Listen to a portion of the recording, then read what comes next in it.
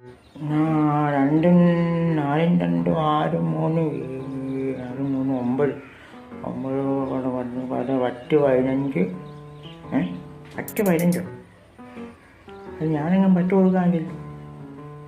ഇത് 10 15 അങ്ങനെ ഇതാരാ ഈ കിടന്ന് ഒറ്റ വെക്കുന്നത്? കണക്കം തെറ്റിച്ച്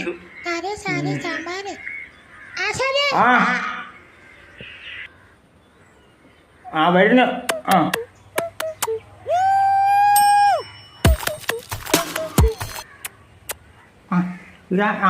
ഇതാര്? കുഞ്ഞുകുട്ടനോ? നീ എന്താ നേരത്തെ?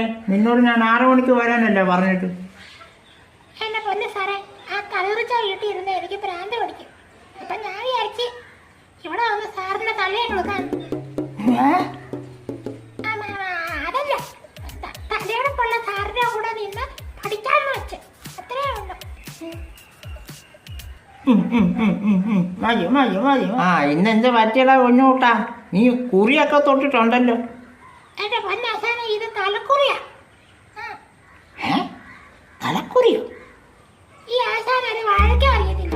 ഈ കുറി ഇരിക്കുന്ന തലയിലല്ലേ, അതുകൊണ്ടാണ് ഞാൻ പറഞ്ഞ തലക്കുറിയാണ്. പിന്നൊരു കാര്യം, ഇന്നലെ പഠിപ്പിച്ചു വിട്ടത് പഠിച്ചിട്ടുണ്ടെങ്കിൽ മാത്രം ഇങ്ങോട്ട് കയറിയാൽ മതി, അല്ലെങ്കിൽ നീ ആ വഴി അങ്ങ് പൊക്കോ. എന്നെ പൊന്നാശാനെ, ഈ ഹരി നമുക്ക് എങ്ങനെയാണ് മയില് ശ്രീ എഴുതാനാ പാട്.